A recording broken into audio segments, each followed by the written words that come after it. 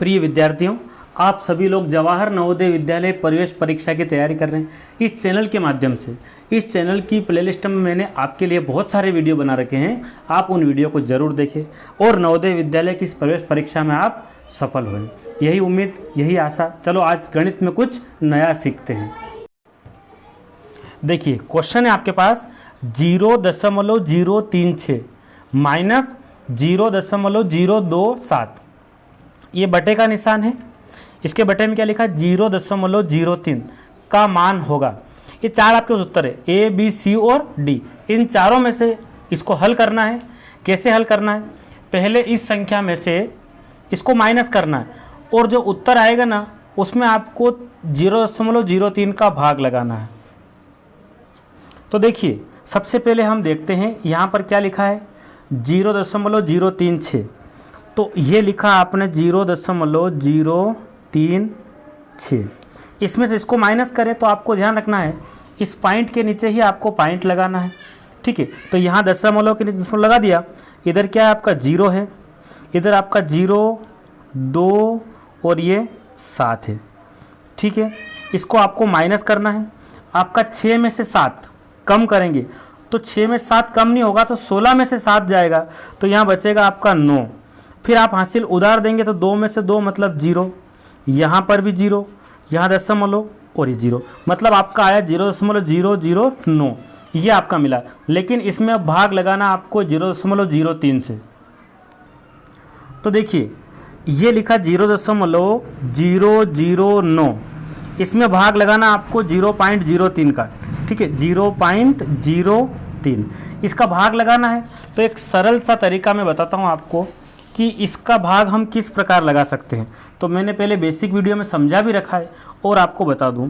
तो सबसे पहले हम क्या लगाएंगे, यहाँ पर गुणा, ऊपर भी 1 का गुणा और नीचे भी 1 का गुणा करेंगे तो कुछ भी डिफरेंस नहीं पड़ेगा। ठीक है, अब आप देखिए यहाँ दशमलव के बाद 1, 2 और 3 अंक है तो यहाँ क्या कर देंगे आप, नीचे इस साइड में आप 3 जीरो बढ़ा देंगे, ये 0 बढ़ा दी।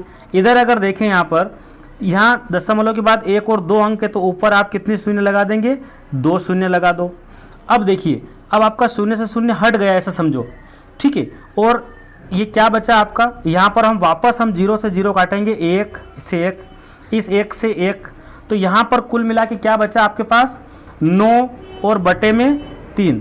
और गुणे की बात करें तो ऊपर 1 है और नीचे क्या बचा है 10 बचा है। ठीक है, अगर इसको हम 3 से भाग लगाएं, 3 तिया 9, तो ये क्या है 3 है, क्या है 3 और 3 एकम 3 बटे में क्या है आपका 10। तो आपको ये ध्यान रखना है कि यदि 3 मतलब देखिए आप इस 3 के नीचे 0 है, ये 1 कब आता है जब दशमलव हटाते हैं। ठीक है, इसका मतलब ये है कि आपका जो उत्तर आने वाला है वो क्या है 0.3। ठीक है, 0.3 आएगा। मतलब ये है कि ये 1 जो है दशमलव हटाने पर हम 1 लगाते हैं, इसका मतलब यहाँ से यहाँ पॉइंट है तो ये उत्तर आया आपका 0.3, मतलब आगे 0 लगा दो। तो ये जो 4 ऑप्शन है इन चारों में से आपका क्या है, तो ऑप्शन नंबर जो बी है वो आपका उत्तर होगा। देखिए मैं आपको एक बार फिर से भाग लगाना सिखाता हूँ। इस बार मैंने नई संख्या ली है 0.125, इसके बटे में 0.05, इसमें इसका भाग लगाना है। तो हम क्या करेंगे, परिमेय मतलब बटे के रूप में इसमें ऊपर भी अंश में भी 1 का गुणा और हर में भी 1 का गुणा कर देंगे। अब आप क्या करेंगे, दशमलव के बाद अंक गिनेंगे 1, 2, 3, तो आप यहाँ नीचे कितने शून्य लगा देंगे, 3 शून्य आप लगा देंगे। ठीक है, उसके पश्चात आप देखेंगे यहाँ पर कि यहाँ हर में दशमलव के बाद 2 अंक है तो आप ऊपर कितने शून्य बढ़ा देंगे, 2 शून्य बढ़ा देंगे। उसके बाद आपका दशमलव समाप्त हो चुका है, क्या बचा है 125। 125 के बटे में इधर नीचे देखा जाए तो सिर्फ 5, क्या लिखना है 5। गुणे में अगर देखा जाए तो ऊपर कितनी शून्य है 2 शून्य, तो आप नीचे की 2 शून्य काट देंगे। ठीक है, अब क्या बचा, नीचे बचा है 10। ठीक है, इसको आप काटेंगे 5 से 125 को, तो 5 दूना 10, 12 था तो केवल 10 लिया, 2 और बचा है मतलब ये 25 है तो बचा हमें 25। ठीक है, तो ये 25 का गुणा आप 1 में करेंगे तो ये जो मिलेगा आपको 25, कितना मिलेगा 25 बटे में जो है वो 10। अब आप समझ चुके हो कि यहाँ 0 इस 5 के नीचे है, 1 की जगह यहाँ पर होती है, दशमलव हटा के हम 1 लगाते हैं, ठीक है। तो इसका मतलब ये है कि 25 में अगर 10 का भाग लगाते तो 2.5 आता है, ठीक है। इस प्रकार से ये भाग वाला मैंने आपको समझा दिया है। देखिए, उन सभी अभाज्य संख्याओं का जो 17 से बड़ी नहीं है योगफल है। तो आपको ये पहले तो ये समझना है कि अभाज्य संख्याएं क्या होती है, ठीक है। तो अभाज्य संख्या आपको याद भी है, वैसे बेसिक वीडियो में मैंने सिखा रखा है। यदि आपने वो बेसिक वीडियो नहीं देखे हैं तो पहले आप उन वीडियो को जरूर देख लें, ठीक है, ताकि आपकी जो गणित है वो बिल्कुल आसान हो जाए, ठीक है। तो उन सभी अभाज्य संख्याओं का, है ना, जो 17 से बड़ी नहीं है उनका योगफल। तो आपको पता है ना अभाज्य संख्या, सबसे पहली अभाज्य संख्या क्या है? 2, 2 के बाद फिर 3, 3 के बाद होती है 5, 5 के बाद फिर 7, फिर आपका 11, फिर आपका 13, ठीक है, फिर आपका आएगा 17, ठीक है। 17 तक नहीं लेना है, मतलब 17 से बड़ी नहीं है, तो 17 को बिल्कुल यहाँ पर लेना नहीं है अपने को। एक मिनट, यहाँ क्या लिख रखा है? 17 से बड़ी नहीं है, मतलब 17 भी आपको लेना है, ठीक है। 17 तक बोलता तो 17 नहीं, 17 से बड़ी नहीं है मतलब 17 भी आपको लेना है। इन सब का आपको क्या करना है? योगफल, मतलब आप इन सब को जब जोड़ देंगे तो आपका योगफल आ जाएगा, ठीक है। तो क्या क्वेश्चन था आपको समझ में आ गया? अभाज्य संख्या है। अभाज्य मतलब ऐसी संख्या जिनमें खुद से भाग जाता है, ठीक है। इसके अलावा किसी दूसरी संख्या से इसमें भाग नहीं जाता है, मतलब एक से सब में जाएगा, ठीक है। तो खुद और एक के अलावा किसी भी संख्या से भाग नहीं जाए, वो अभाज्य संख्याएं होती है। तो इन सब संख्याओं का जब हम जोड़ करते हैं तो वो होता है आपका 58। कितना आता है योगफल? 58 आता है, ठीक है। तो आपको अभाज्य संख्याओं के बारे में समझ होगी बिल्कुल, ठीक है। तो ये ऑप्शन नंबर 2 जो है यहाँ पर आपका उत्तर होगा। देखिए क्वेश्चन है, निम्न श्रृंखला का अगला पद ज्ञात कीजिए। तो आपका 3 दिया है, फिर 5 है, फिर 8 है, फिर 12 है, फिर 17 है, और यहाँ प्रश्नवाचक का निशान है, मतलब आपको यहाँ आगे क्या आएगा वो इन चारों में से ढूंढना है। पहले 3 है, फिर 5 है, फिर 8 है, फिर 12 है, फिर 17 है, मतलब यहाँ प्रश्नवाचक की जगह क्या आएगा ये ध्यान रखना आपको। तो देखिए ये मैंने लिखा 3, 5, 8, 12 और 17, और यहाँ जगह खाली है, इस जगह क्या आपका उत्तर आएगा? तो आप जरा थोड़ा सा यहाँ सोचिए कि 3 में क्या जोड़े कि 5 बन जाए, मतलब 3 में +2 कर दो, ठीक है, ये 2 जोड़ने पर 5 बना। 5 में क्या जोड़े कि 8 बन जाए, मतलब प्लस कितना कर दो आप? 3 कर दो। फिर 8 में कितना जोड़े? 12 बन जाए, मतलब 4 कर दो। ऐसा लग रहा है कि 2 के बाद 3, 3 के बाद फिर 4 आ रहा है, इसका मतलब यहाँ पर 5, यानी कि 12 में क्या जोड़े? 5 जोड़ दो 17 आ जाएगा, मतलब एक क्रम चल रहा है, 2, फिर दूसरे में 3 का गैप है, फिर 4 का है, फिर 5 का। इसका मतलब सीधा सा है कि अगली संख्या में क्या जोड़ दें हम? 6 जोड़ दें तो हमारी संख्या यहाँ पर आ जाएगी, ठीक है। 17 और 6, इसका मतलब ये है कि यहाँ पर 17 और 6 होते हैं 23, यानी कि आपका ऑप्शन नंबर 2 जो है ये आपका उत्तर होगा। इस प्रकार का ये पैटर्न वाले क्वेश्चन है, ठीक है। देखिए फिर से पैटर्न वाला क्वेश्चन है, निम्न पैटर्न का अगला पद क्या होगा? ये 3 दिया है, फिर 2 दिया है, फिर 4 दिया है, फिर 3 दिया है, 5 दिया है, फिर 4 दिया है, फिर 6 दिया है, 5 दिया है, 7 दिया है, और यहाँ प्रश्नवाचक का निशान है। मतलब क्या होगा जरा आप सोचिए, ये 3 है, फिर 2 है, फिर 4 है, फिर 3 है, फिर 5 है, फिर 4 है, 6 है, 5 है, 7 है। तो जरा यहाँ पर सोचते हम, देखिए 3 है, तो 3 के बाद क्या हो रहा है? यहाँ पर 4 मिला, यहाँ पर 5 मिला एक अंक छोड़कर, फिर 6 मिला, फिर 7 मिला, ठीक। इतना आपको समझ में आ रहा होगा। देखिए 3, 4, 5, 6, 7, ठीक है। तो यहाँ पर एक अंक छोड़ के 8 आना चाहिए, लेकिन हमें यहाँ पर ज़रूरत पड़ रही है। तो अब जरा थोड़ा सोचते हैं, 2 के बाद क्या आ रहा है? 2 के बाद 3 यहाँ आ रहा, फिर 4 आ रहा है, 5 आ रहा है, तो इस जगह पर क्या आना चाहिए? 6 आएगा। ये आपको समझ में आ गया है। 3 के बाद 4, फिर 5, फिर 6, यहाँ 2 के बाद क्या होगा? 2 के बाद 3, 4, 5, और यहाँ क्या आएगा? 6, मतलब ऑप्शन नंबर 2 जो है ये आपका उत्तर होगा। तो यहाँ पर ये आपका उत्तर है। देखिए निम्न में से कौन सी एक संख्या 3, 4, 5 तथा 6 से भाज्य है? भाज्य का मतलब ये है कि 36 है, 60 है, 90 है, 80 है। इन संख्या में से ये 3, 4, 5, 6 सबसे भाग लग जाए, वो कौन सी संख्या है जिसमें 3 से पूरा पूरा भाग, 4 से पूरा पूरा भाग, ठीक है, 5 से और 6 से, इन सब से विभाजित होने वाली संख्या कौन सी है? तो अगर मान लीजिए 36 की बात करें तो ये 3 से जाता है, देखो 3 एकम 3, 3 दूने 6, 12 आ रहा है। 4 से बात करें तो 4 नाम 36, ठीक है, लेकिन 5 से जाती नहीं है 36, 5 से पूरा नहीं कटेगा, 6 से चला जाएगा, ठीक है। तो अब 60 की बात करें तो इसके लिए हमें क्या करना है कि आपको कुछ नहीं करना है, 3, 4, 5 और 6 का अभाज्य गुणन करने की एलसीएम निकाल लो, आपको पता चलेगा कि कौन सी संख्या है जो 3, 4, 5 और 6 से भाज्य है। देखिए 3, फिर आपका 4, फिर आपका 5 और फिर आपका 6, ठीक है। तो हम क्या करेंगे, सबसे पहले आपको पता है, हमने सीख रखा है, सबसे पहले हम 2 से लगाएंगे तो 3 ऐसा कैसा ही, ठीक है। 4 में क्या होगा, 2 दूना 4, ये 5 भी ऐसा ही है, और 2 तिया 6, ठीक है। फिर से हम 2 से लगाते हैं तो 3 ऐसा कैसा ही है, 2 एकम 2, ये 5 भी ऐसा ही और 3 ऐसा ही है।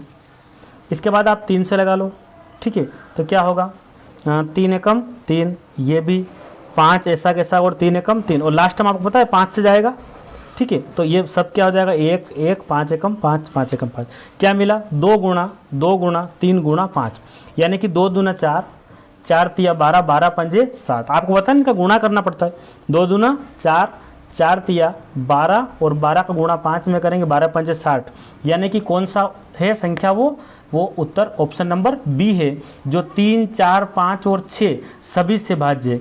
देखिए 3 से काटेंगे तो 3 दूना 6, 20 आएगा, 4 से काटेंगे तो 4 एकम 4, 4 पंजे 20, ठीक है, ये भी कटेगा, 5 से भी कटेगा, 5 एकम 5, 5 दूना 10, 12 पंजे 60 होता ना, और 6 से, तो ये बी ऑप्शन जो है ये 3, 4, 5 और 6 से भाज्य है। अमित ने एक मेज रुपये 1200, 1200 है ना, मतलब ये 1200 यानी कि 1200 में खरीदी, एक मेज को कितने में खरीदा, 1200 में खरीदा, तथा इसकी मरम्मत पर 200 रुपये व्यय किए गए। व्यय का मतलब होता है खर्चा कर दिया, मतलब 1200 में खरीद के लाए और 200 रुपये और लगा दिए, उसने फिर इसको 1680 में बेच दिया। अमित का प्रतिशत लाभ अथवा हानि है, मतलब ये है कि 1200 में लाए, कितने में लाए, मेज 1200 में लाए, ठीक है।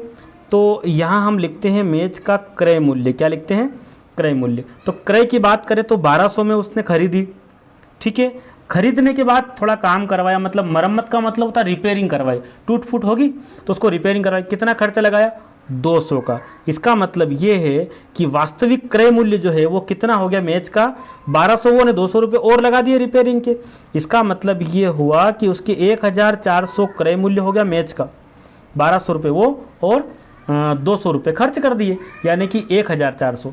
उसने क्या किया अमित ने कि 1680 में इसको बेच दिया, इसका मतलब ये है कि विक्रय मूल्य, मतलब बेचा है मेज को तो विक्रय मूल्य, और वो विक्रय मूल्य कितना है, 1680, ठीक है।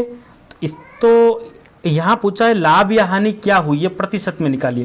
तो सबसे पहले आपको ये समझना है कि 1400 का सामान है, 1600 में बेचा है, इसका मतलब 1680 में बेचा है, मतलब फायदा ही हुआ, लाभ हुआ है, और लाभ कितने रुपए का हुआ है, तो 200, तो मतलब यहाँ देखा जाए तो 1400, 200, 1600, तो 200 है और 80 है, मतलब कितना, 280 रुपये प्लस है, मतलब लाभ ही हुआ है, ठीक है। लाभ कितना हो गया, 280 का।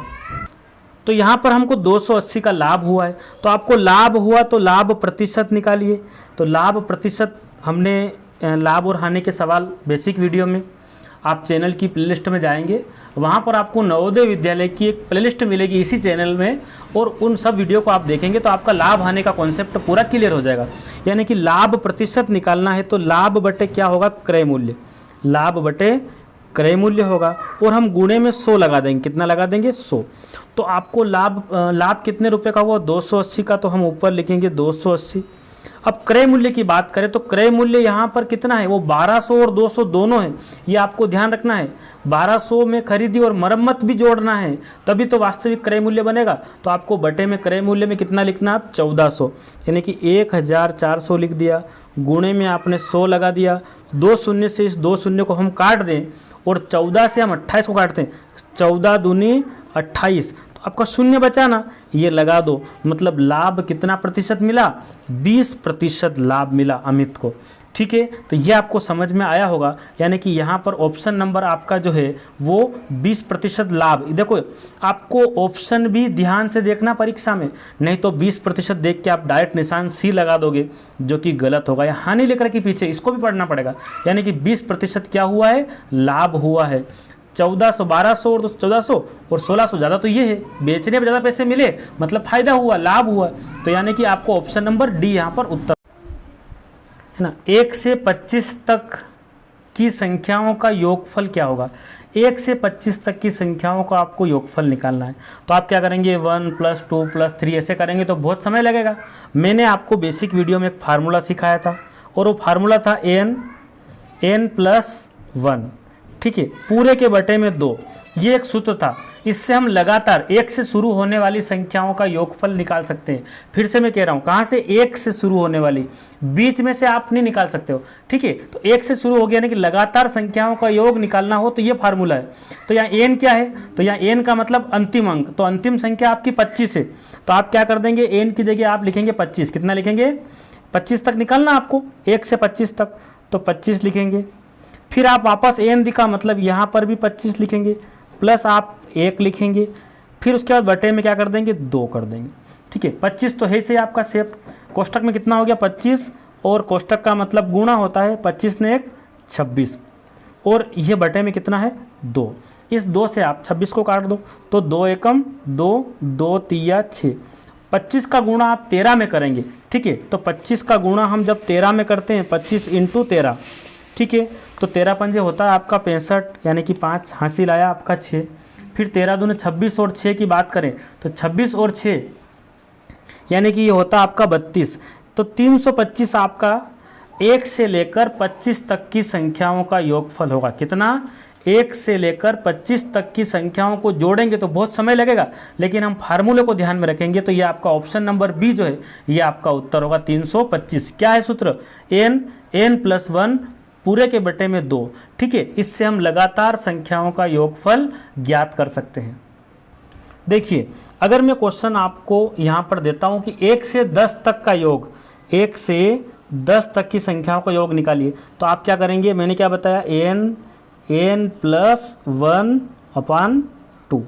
n की जगह आप लिखेंगे अंतिम संख्या 10 है, यहाँ आपका कितना हो जाएगा, n की जगह 10 लिखेंगे, 10 और 1 क्या हो जाएगा, चलो लिख देते हैं, 10 + 1 पूरे के बटे में 2, यानी कि ये क्या बना आपका, 10 तो है से आपके पास, ये बन गया आपका 11, यानी कि 10 × 11 बटे में 2। ये 10 और 1 11, कोष्टक का मतलब गुणा होता, लगा दिया। 2 से हम 10 को काटेंगे तो कितना होता है, 2 पंजे 10, तो 11 × 5 में करने पर क्या आता है, 55, 55, ठीक है। 1 से 10 तक की संख्या का योग कितना आया आपका, 55 आया। यदि हम 1 से 10 तक की संख्या को योग करके देखते हैं तो देखिए ज़रा, आप ऐसे करोगे, 1 + 2 + 3, फिर आपका 4 है ना, फिर 5, फिर आपका 6, फिर आपका 7, फिर आपका 8, ऐसे करते करते आप बहुत समय लगेगा आपको। इसकी बजाय आप क्या करेंगे, तुरंत इस फार्मूले से कर लेंगे। ज़रा इसको देखते हैं 55 हो रहा है क्या। देखिए ये आपका 10 तो सेफ है, 9, ये 9 दिख रहा है, 9 और 1 ये भी कितना हो गया 10, यानी कि 10 और 10 ये 20 हो गया। फिर ये 8 है और ये 2 है, ये भी 10 हो गया, मतलब यहाँ तक 30 हो गया।